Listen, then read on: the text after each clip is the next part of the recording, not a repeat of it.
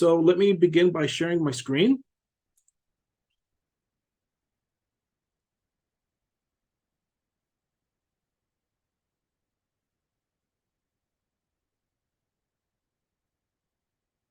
Okay, from thumbs up, you have my screen and you can see me. Thank you. So, Bullseye, building a message according to the audience. Now, as Elena said, I'm from Miami, and a quick story, I had the opportunity to work here in Greece, and I took it, and I never really looked back because originally I was supposed to work for a year, and then I was going to go back, but if those who are in the audience who have ever visited Greece or who are from Greece, you know why I'm probably still here. I work as an electrical engineer in a multinational company where I get a chance to use the skills that I learned in Toastmasters to effectively communicate and also effectively listen. So this helps me a lot in my work, and it helps me get the job done in a very clear and efficient manner. I am also the VP of Education for my club, and also the Public Relations Manager for District 109 twice. So I must be doing something good to be asked to come again.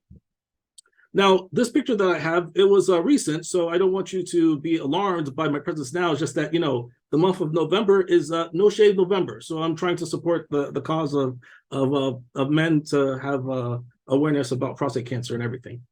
So let me begin that it's very important that when we do know that communication is a business, if we can communicate in our speeches, then we will have success. If we are communicating well as a company, it could build relationships, motivate your employees, and give you results. It's very important to understanding who the audience is. For instance, in a speech setting, some clubs may have themes. And if you are going to give a speech, it would be in your advantage to know that the audience will be expecting maybe a holiday meeting to talk about something inspirational or a wrap-up of the year. So it's always very important to understand the audience and the theme. So tailoring that message will help you in getting your message across. So its effective introduction sets the stage by highlighting the key themes that are important for your communication and the audience understanding. That will expand on throughout the presentation.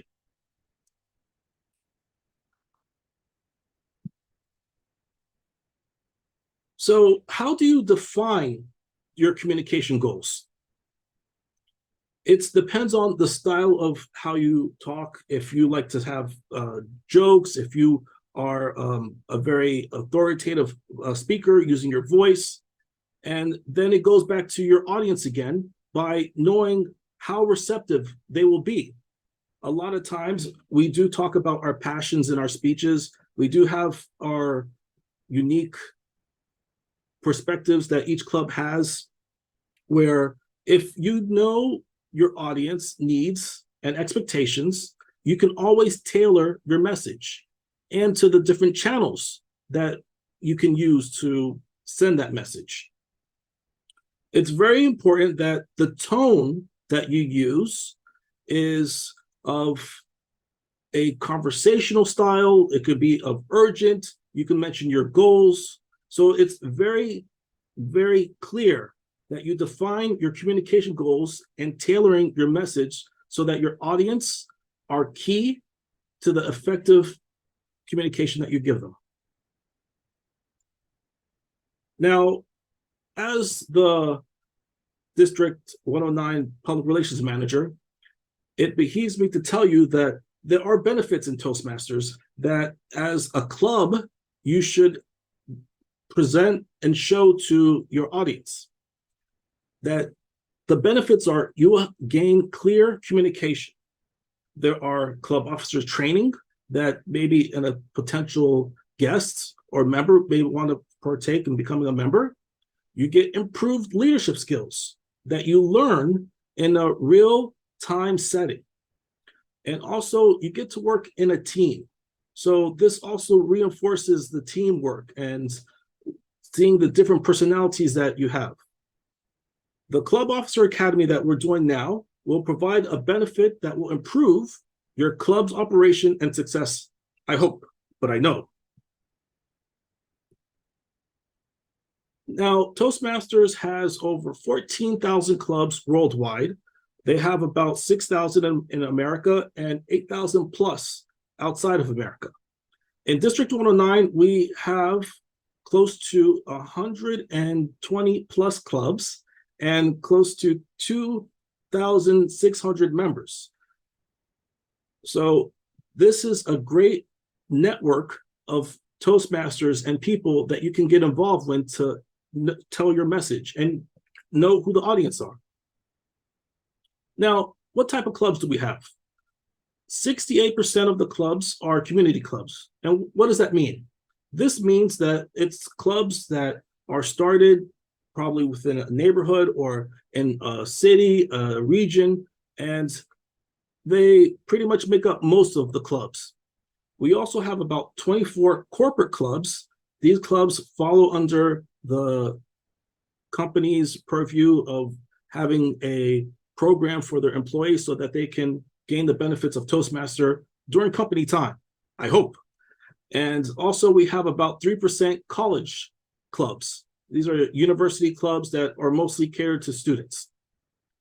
Now, government agency clubs, we have them also in the District 109, and the other clubs, hopefully soon they will know what section they are part of. Either they're going to be college, corporate, government, or community clubs, but it's 3% of those.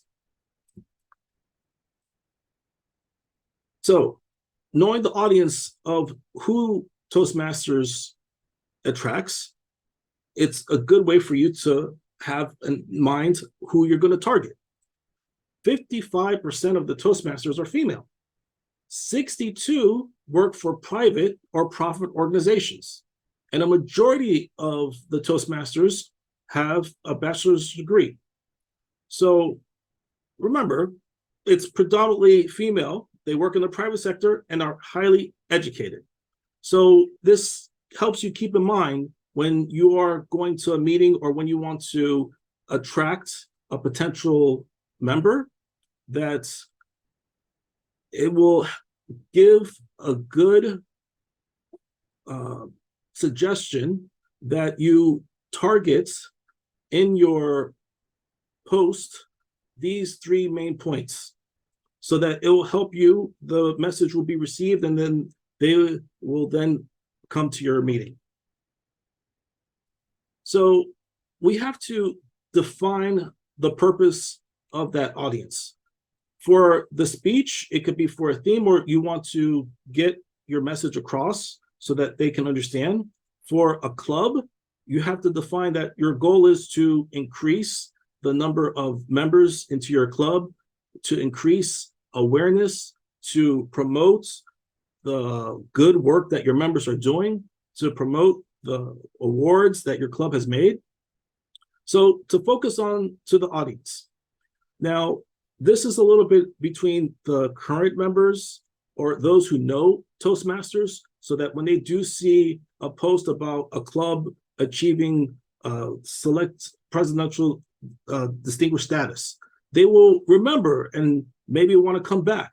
So it's always very important that you remember that you have the Toastmaster audience, you have the non-Toastmaster audience, and you can also get that message where you can get both of them.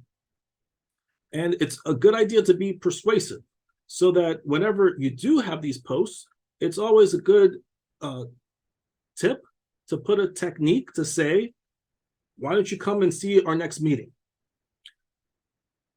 So it's a good idea when you are having a clear purpose so that you focus on the audiences so that you can deliver in your powerful speech or your powerful post.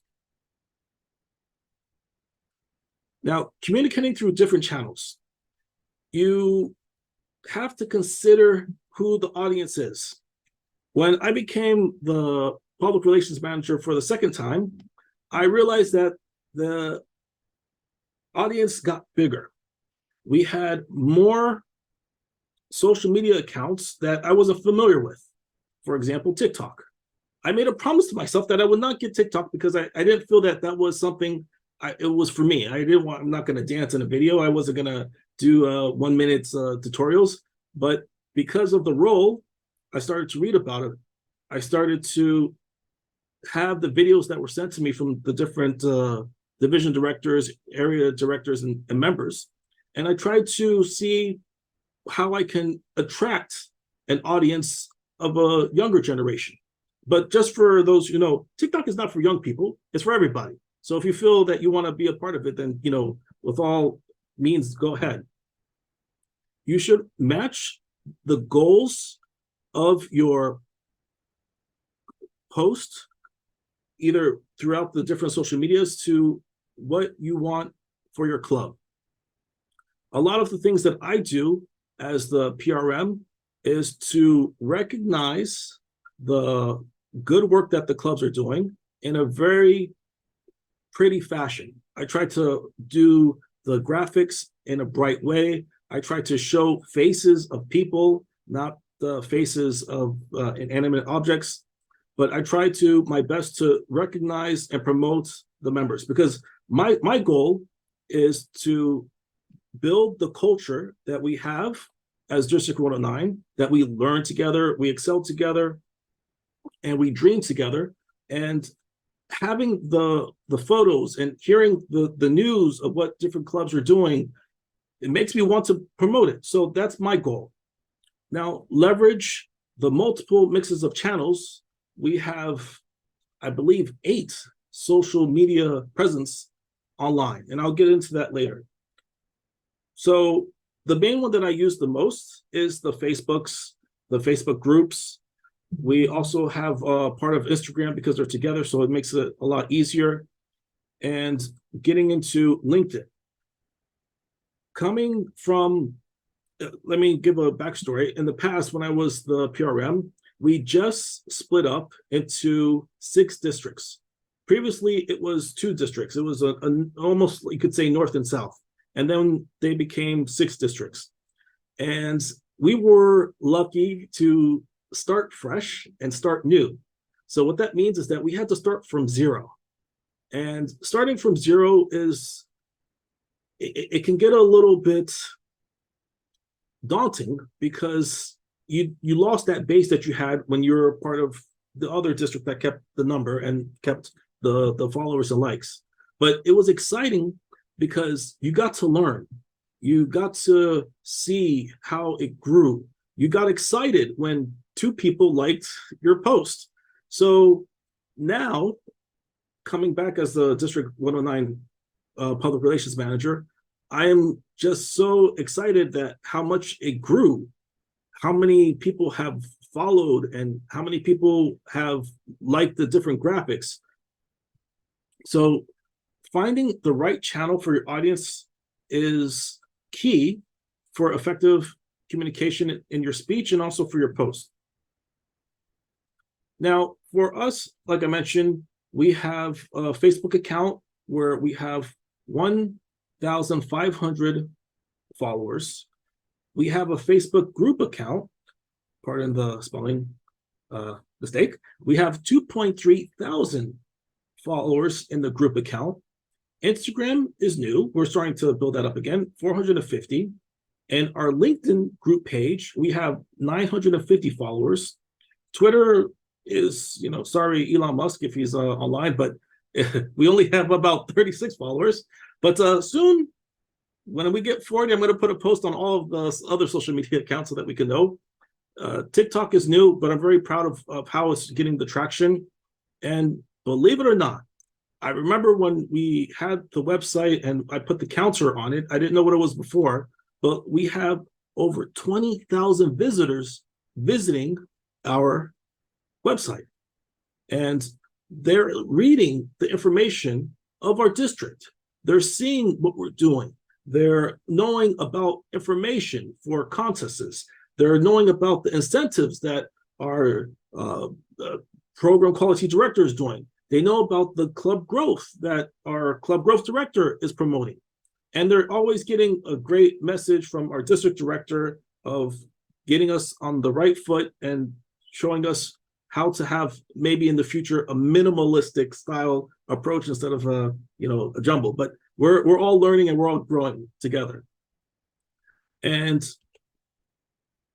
knowing the audience for each one of the social media accounts is important, because LinkedIn is mostly for the professional side of our members. So there's not that much graphics. The posts are longer than 150 words. We tend to put more of the hashtags because LinkedIn likes that. Whereas in the tailor your message for TikTok, I put a lot of more music because that's what's expected in the TikTok. A nice little sounds of instrumental music. So this helps us become relevant so that they know that in each one of the social media accounts that we use, it's tailored to that specific group. I'm still waiting for someone to say I joined the Toastmasters because of with the TikTok videos, but I believe, with the eye and the music that I'm matching in with everything, it will be coming soon. So I encourage you, officers, that when you do have the different avenues of social media, that you keep that in mind. It's not the best to copy every single post, every single message, and every single platform. You may catch some, but if you are part of the district and you're part of all of the social media accounts, it'll get a little bit stale. So that's why I try to keep it fresh. The message will be the same. The graphic will be measured to the specific social media account. For instance, TikTok prefers the 916 length, while Facebook and Instagram, I usually put them in square. So this is also very important that you keep that in mind. So why is it a very interesting job of promoting what the district has? The district is over 16 countries that are diverse, from Italy, Switzerland, Austria, Greece, Israel, Turkey, Cyprus. We have Bulgaria. I couldn't fit everything because I wanted to make it a line, but we have many countries across, that's true, Africa, Asia, and Europe. So that's something that we have to keep in mind. We conduct our meetings in different languages. So one point that in my club that we promote is that for those who want to strengthen their English, there's a great place that you could come to, which is Athens Toastmasters Academy, where we have bilingual meetings in Hellenica, Greek, and also in English.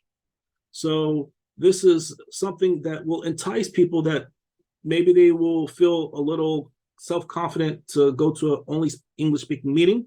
But if they have that choice of having Greek and English, they most likely will maybe want to try it. So that's something that, knowing who your audience is, knowing how to approach them.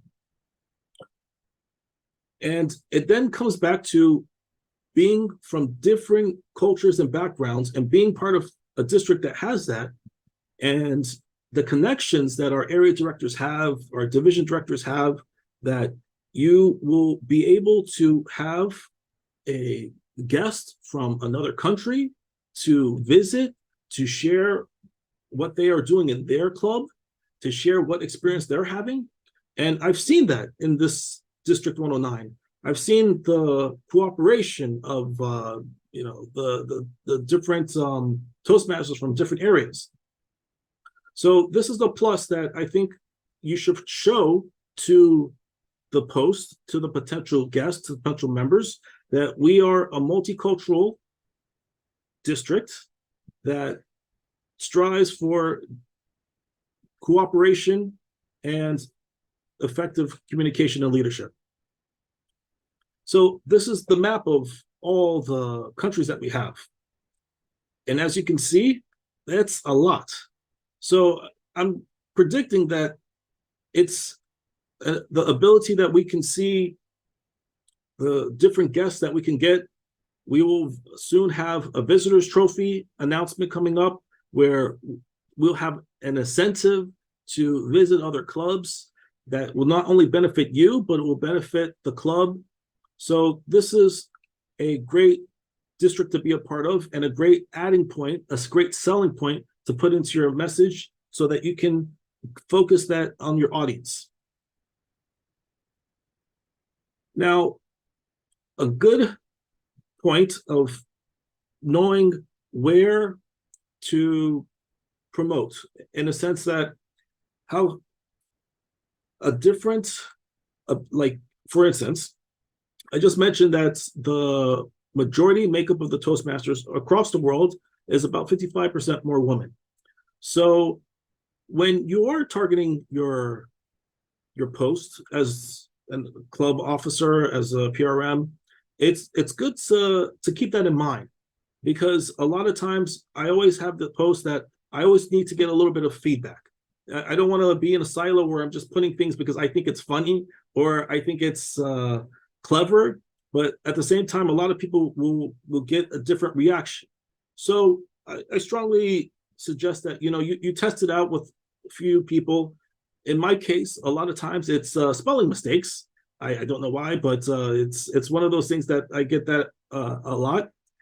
But having a refined communication style will keep that tone in an upbeat way. It will encourage people to be responsive to your posts so that you get a like or maybe even a comment. So try to keep in mind the audience. Remember your style and your tone so that your goals are aligned to get audience. It'll help you a lot by sending out your post to a couple of Toastmasters, or if you have a newsletter, send it first so that a couple of people can read it, so that something that they see you missed. So it'll help prevent misunderstanding. So going back to, again, tailoring your communication style for the audience is key to getting your message across effectively. Now, here's some examples of what I've seen across, because one other goal and objective that I have as PRM is to make sure that the district clubs are doing the right graphics and they're following the brands, all which is on the Toastmaster.org website. Here's an example of Toastmaster Malta. Toastmaster Malta has 1,700 likes and close to 2,000 followers. What does this mean? This means that they have the reach to promote themselves so that when a member gives a speech or gets recognized from the district or from Toastmasters International, and they place that person as a post to say, hey, that's an example, I don't know, but hey, look at Joseph. Joseph just got his DTM, a Distinguished Toastmaster, and let's recognize him. And then I whenever I see these comments of when the Toastmasters get recognition or they get that special post, the feedback, congratulations, Joseph, excellent, bravo, it's tremendous. It's something that I'm sure when Joseph gets his DTM, he will feel the excitement and recognition that he did something. So in the Toastmaster Malta Facebook page, they have a great shot of at the end of the meeting. I encourage you all to have these shots where you just stand. If you have the banner in the background, put the banner in the front. This shot in the PRM world is the money shot, because this shows the people who are at the meeting. I've never seen anybody like mad or sad. Usually these pictures are people happy. They've gained a benefit from going to a meeting. And then also in the other posts that they have is that Toastmasters is not only just in the meetings, it's also outside. It's a great way of networking with your fellow Toastmasters, getting outside of the environment so that you get that mentorship almost of being a member of a club. So this shows someone who's not part of Toastmasters that everybody's happy. It shows that, oh, wow, they're doing things. It really captures a lot. And having the reach of 1,900 will help this club sustain. So engage your audience when you have a statement that resonates. For instance, if you have achieved your DCP, the district club points, it's a good idea to promote that. You'll get people asking, what does that mean? And you'll get a message. So by promoting yourselves, it will help you focus on the target of getting members. It will help you recognize the members you do have. And it's a great circle to be a part of. So now remember, when you might have objections where it's too much of the going to this, the simple graphics, you have to remember that you have to keep it fresh. Try not to be monotonous and keep the same thing. Keep it fresh, where you might have theme meetings. Last month was Halloween. I saw a lot of clubs in the district promote their Halloween theme meeting. So by keeping it fresh, it helps people know that it's not just the same old thing. There's different themes that you can follow, different posts that will attract new members and get people excited. Here's another club that I have liked and seen that they've done great work. It's the Thessaloniki Toastmasters. This is their Facebook page. One thing that I encourage you all to go after this meeting is that they made a commercial. They have a commercial, it's in Greek, that is targeting the people of Thessaloniki, and it's not that long. It's very creative. They did it about a couple of years ago, but it's still relevant because it shows that it's not only about just giving speeches, it's about showing your creativity. Having a post about who the club officers are, it gets questions because you're like, for instance, in the top right-hand corner, it has the board of our Thessaloniki Toastmaster group for this year. So a lot of people who don't know Toastmasters will be like, board, what's this? What's going on? What does the VPE mean? What does the VPM? So giving and promoting your club will help you gain more members. And the next point is to become your audience. Now, what does that mean? That is a good question. Becoming your audience will allow you to see personally what you want to put your energy on. For giving a speech, a tip, if you don't have anyone to listen to your speech, you can record yourself and play it. So that's almost seeing yourself and hearing yourself as an audience would see you. It helps you to be complete in your post and your target so that you don't have anything missing. And it's also important to be transparent. Now, I told you before that, I had something in mind, and then it clicked on me that this is probably, branding for the public relations zone more than giving a speech. But I took up the challenge and I saw the similarities, and I wanted to share this with you all, that I thought of something else and I gave a speech about another topic. So putting yourself in the audience shoes through technique like text-to-speech can help you deliver an impactful and persuasive speech. Now, this is another club that is working wonders in the LinkedIn space. This is the UN Geneva Toastmasters, and they have close to almost 1,000 followers. Now, what do they do? Pretty much, they're very engaging with their followers. And what do I mean by that? For instance, they're reposting what Toastmasters International has posted. So that keeps it fresh, so that they don't have to come up with the word of the day. They could, but they're using what's given. And I encourage you all to promote the District 109 post that you have for your clubs. This shows that your members and also potential members that this is a bigger organization. It's not just, in a small club. They'll get a feeling of being together and belonging.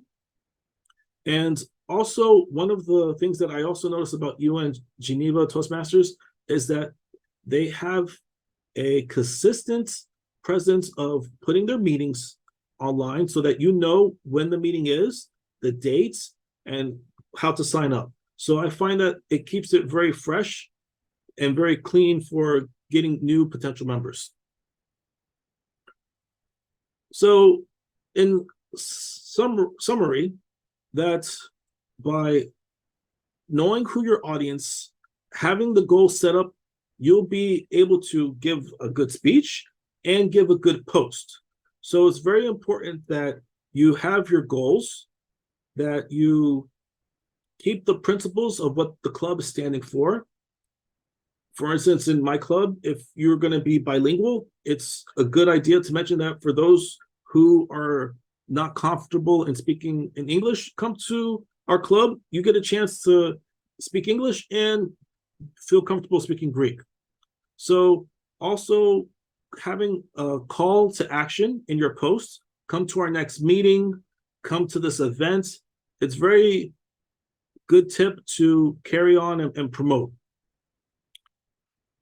So that's my presentation. If anybody has any questions or comments, I'm here for some time.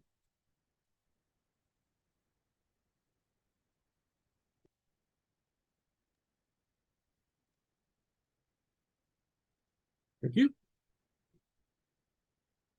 So one thing that I can add that I didn't put in the presentation, but for the district conference that was last May, it was starting from scratch because we decided to have a conference unique social media. So there's a conference, District 109 conference for the Facebook page, District 109 for the Instagram page. And this was really starting from zero. But it was very fun because listening to the plans that they were going to have for the conference, it made it so much easier to make graphics. So when you have a plan, the graphics will come and just release them. And during that time for the conference, I made over 100 posts. And it was just like, listening to Margarita saying what's going to happen, or listening to Laura telling me what's going to happen. I got excited and I did something. I showed it to them. They said, yes, do it. So it's always nice when you have the ideas, it just comes. So I see a question from Diane. Do you have a question, please? Yes, I do. Thank you so much. I am very curious how you handle bilingual meetings. Okay, that is a very good question, Diane. And like I said, transparency is key. I'm the timer a lot in the Greek meeting. Now, it's one of the things, it's easy for me to say, coquino, red, kinitri, yellow, prosnio, green. So I have that comfortable with that. In the Greek meetings, it's I've studied Greek a lot, but I don't feel comfortable yet to speak Greek in a speech. In the future, if I do speak Greek, I'll invite you, and then I'll have transcribed everything. But for the bilingual parts of the meeting, I tend to do the minor roles because I don't feel comfortable speaking Greek. Elena and I are in the same club, so there are times when in table topics, I can give you an example where in Greek, I'll try and I'll say something, and then she goes, in all friendliness, nothing, mean, that, Tarek, I'm saying this, so I might be talking about something else. So this is the thing, just stand up and do it, stage time, as they say. Thank you. Do you have any other question? Well, just if I could ask further. Okay, so in a bilingual meeting, I understand the premise of you want to invite people who only speak Greek or who speak Greek predominantly and are not comfortable with English. Okay, so does that mean that everyone who's present has a good enough facility with those two languages? In other words, to attend your meeting, you have to have enough comfort with both, but is the goal ultimately greater fluency with English? Is that the larger goal? In the Haifa Toastmaster meeting, the overriding idea is that people want to have greater fluency with English. So every once in a while, someone has a problem with an English word, and someone will say, "Can someone help me here?" And then someone will throw a word to them. So, but I don't consider that a bilingual meeting. So I'm thinking, and I work as a professional interpreter myself. I work as an interpreter, American Sign Language to English. So that's a different basis.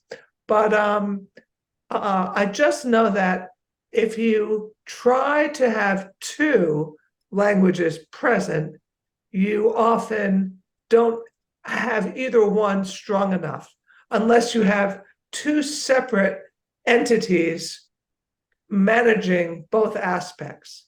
So do you want to mention about that? Is that? Yes. Well, the last part that you mentioned, the two separate entities managing, because the Greek meeting, the agenda is in Greek, the emails are in Greek. So it's 100% Greek. In the English meetings, the agenda's in English and it's 100% English. Now, we will, in the future, dabble where we will have something, for instance, hybrid. Okay, that's also, we do hybrid, but in a sense that we will have, say, for instance, the Toastmaster will speak Greek, and then the speeches will be in English. Then the evaluator will speak English, and then the evaluations are in Greek. So to help facilitate with the connection.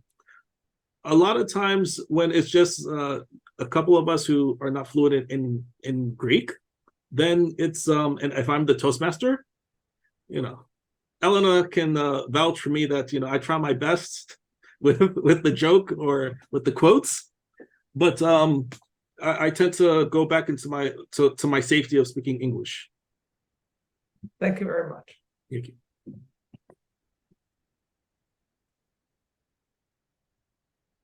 We have 3 other people who are raising their hands. Yoko, do you have a question? Yes, I have 2 questions. Thank you, Tarek. Can you hear me? I can hear you loud and clear. Yes. So I recently struggled a lot with promoting the event to non-Toastmasters community. I was wondering if you have done the analysis of your followers that you have shown in your SNS, whether they are like how many % are members and how many followers are non-members. That's my first question, because I was at the end, I just started posting paper flyers to Migros and Coops, and I'm sure I'm now blacklisted to the Swiss police now. And it's just like I really struggled how to expand the visibility of Toastmasters outside Toastmaster community. That's my first question. Second question is, you didn't mention this webinar was made basically on SNS, but if we were using the email, I think the traditional question is, we want to promote our messages as wide as possible, but we don't want to harass the recipients. And during this organization, the event, one of the lessons learned was one of the group, a part of the group wanted to promote as much as possible until the very end, whereas another group wanted to narrow down to only the registered participants, and some didn't even get the information at all. And it was really big lessons learned. So I wanted to also seek your view on the usage of email from your point of view. Thank you very much. That's a great question, Yoko. And what I realized that in the Facebook groups, you can have a breakdown of who your followers are. In LinkedIn, you can have also a breakdown of their titles, what countries, what cities your followers are from. In the Facebook group, I did say that we have close to 3,000 followers, but like I think maybe 200 of them are from Africa. I don't know what happened, but someone must have liked the post and they just started following. So I hear where that is not like connecting to what we are trying to promote here in the District 109.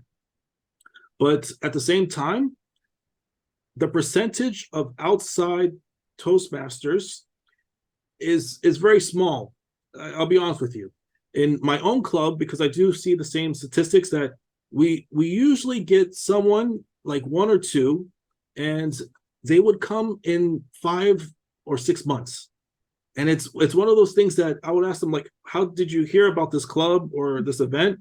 And they said, oh, 2 years ago, I saw something. Mm-hmm. So it's the long game.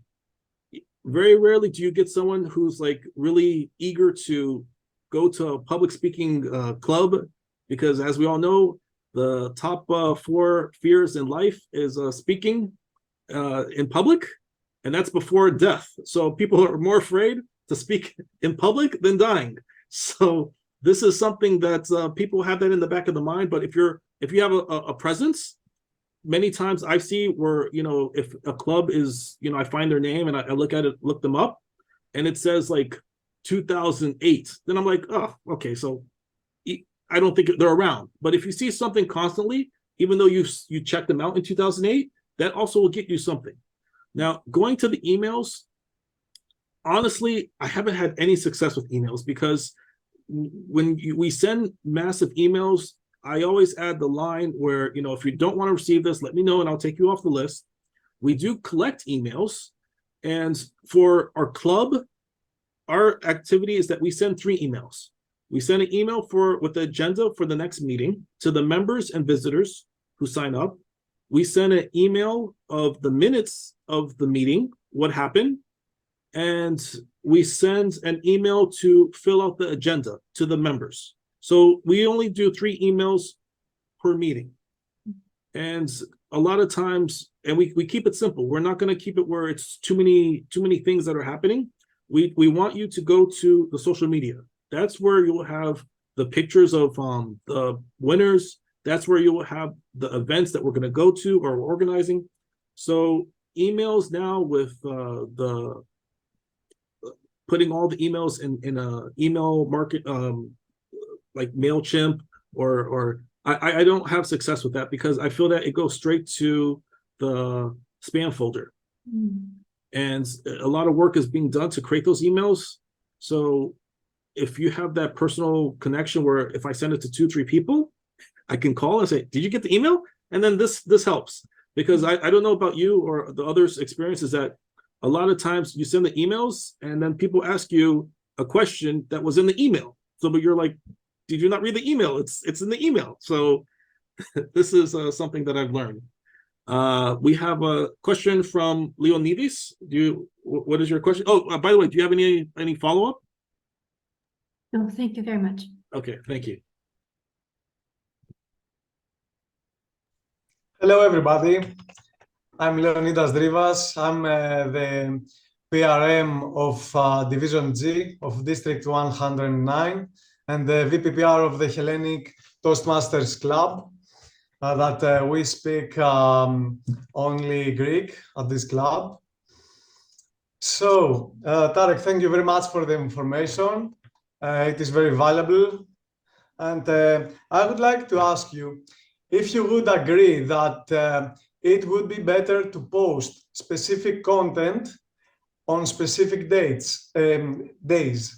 For example, on Monday, news about district. Tuesday, reels with testimonials, etc., etc. Do you agree? Yes. All the literature that I read is that the more you, as I like to say, feed the beast, the more that it will be promoted. And one other tip that I can suggest is that when they give you a recommendation for like, this will be great at 8 o'clock or 9 p.m., do it. Because a lot of times I just put a post and then I hit publish. And then, I'm sitting there waiting for someone to like it, waiting to see some type of reaction.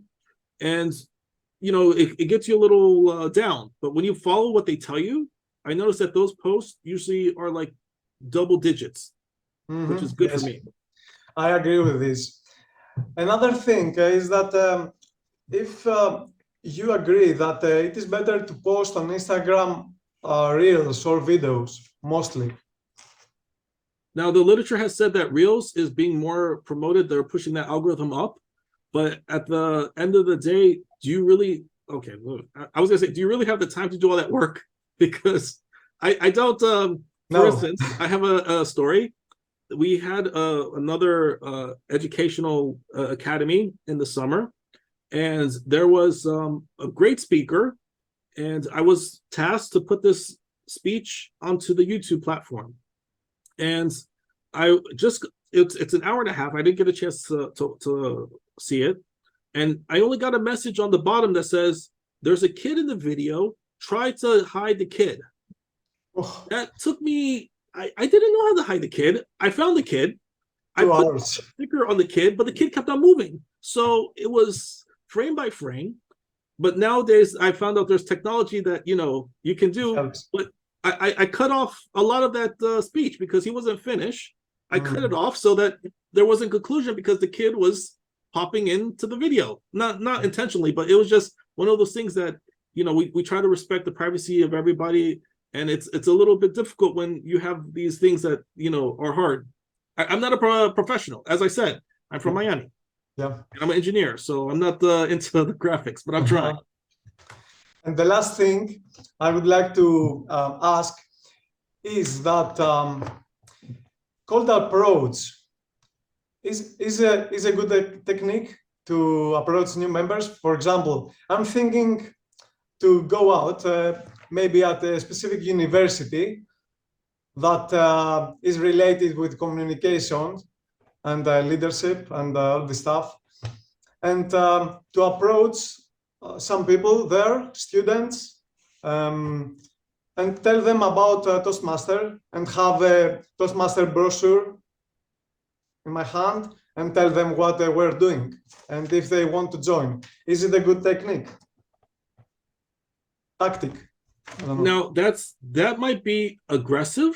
I don't know. That sounds like a good idea, but I feel that I will be well-dressed, Yes, good. But Toastmasters, it sells itself. It's one of those things that when I tell people about Toastmasters and what I do, because one thing that I can give you as a suggestion is that in my club we have a joke. I guarantee you the next day I'm telling everyone in the office the joke.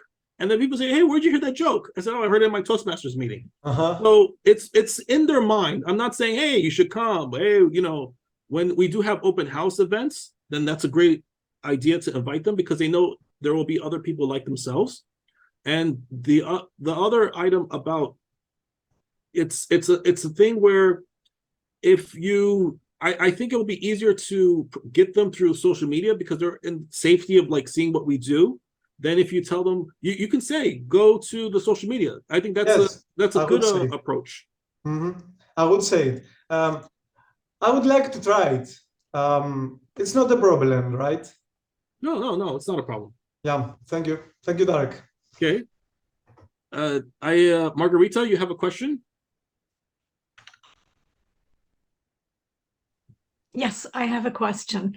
And this came up when you showed the slide where you highlighted what the public is within our district, percentage of what is education level, gender, etc.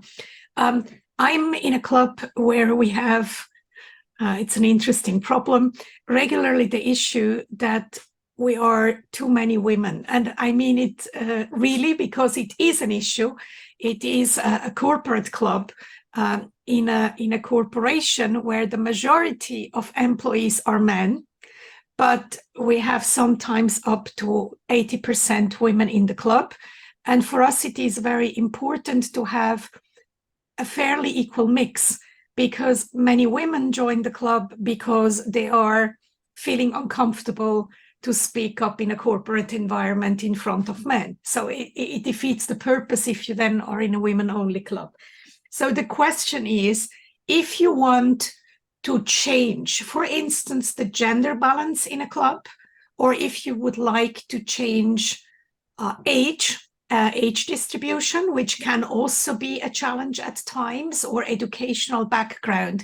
What is the approach that you are choosing? Because what you have said is you target your public, but I can't go into the complete other extreme because I might lose a base that I still want to keep, but I want to get a different mix. That is a good point for trying to find a balance in your club. And what I can suggest is that you promote the themed meeting. By promoting themes, this will focus and target the audience that you're looking for. If you want to have young people, you can probably have themes about Canva, or how to visually give a storytelling. I think the young people enjoy the storytelling aspect of themes. Now, to get more men to your meeting, then also I would continue with the theme, or promote, in a sense, maybe impromptu contest, letting them know that there's some sort of a prize, competition. That's, I know a lot of times when we have this, that Toastmasters is a safe place, maybe men will say, oh, I want to challenge myself. But you can also say it's also challenging, but it's a safe place. But by using the words, it will help you target who you want. Now, Yoko mentioned something in the past, in her comment that I didn't touch on, but I'll touch on now with you. Now, one thing that I'm guilty of is that whenever, for instance, and mostly for Instagram, is that you're allowed to tag like whoever. So if I have a post for the district and it's something about a speaker, I will make sure that I always put the big cities that we have in the district. I'll put Milan, I'll put Zurich, I'll put Athens, even though it may not be there, but I just do that. And then, for instance, if a club, for instance, okay, Bulgaria we're trying to promote them more, I would always put Sofia English paper, Sofia. I tag these people into the post so that it generates like, why did this person tag me? Maybe someone who follows this page on Instagram will push the tag and they'll see the Toastmaster post. So if you have this ability to tag or to showcase, like, the target audience that you want, maybe have a guest speaker that can help you with getting people to come.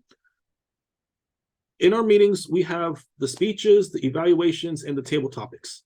And the table topics is one of the things that I believe is an opportunity to get everyone to speak. So that if you get one person in and you let them get involved in the table topics in a topic that they're interested in, it's a great way of bringing them into the fold. Thank you. Thank you very much. Thank you. Okay, I have 2 more minutes. I don't know if anyone else is saying something, but I'm glad to see everyone here. I see Yafid is here. I'm glad that you're sitting down. I don't know if you were driving before, but I was a little tense because it's I was driving before, but now I'm home. Okay. It's one of the things that I never forgot when my communications professor said is that it's not the phone that causes accidents. What causes accidents is that when you're on the phone and then your partner says, "I don't love you," you're like, "Oh, this is the thing that causes accidents." So just let's keep the Toastmasters with inside the Toastmasters. So. Does anyone else have any? Oh, this is recorded. That joke. That's not my joke, everybody. I have to respect the audience. Remember.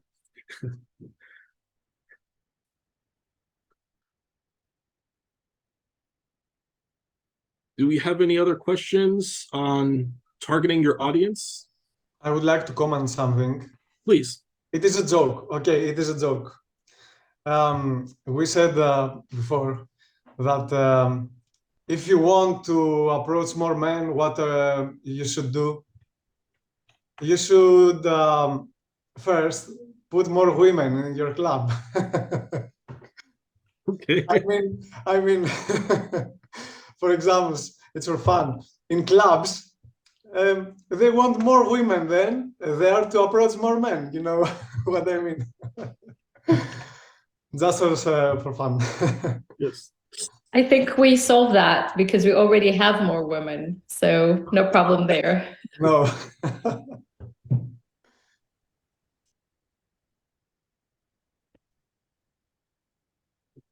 Okay, so if there are no questions, I would like to thank you all for being here today. And first and foremost, I would like to thank Tarek Desir for his training.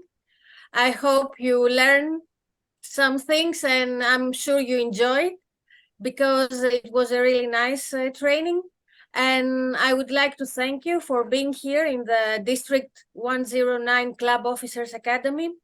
We have a lot of sessions that are coming up. And don't forget that you take a credit for if you participate in 3 sessions here during the academy. So you can earn your winter coat credit for your club. Have a nice evening and see you all at our next sessions. Thank you very much. Thank you very much. Thank you so much. Thank you.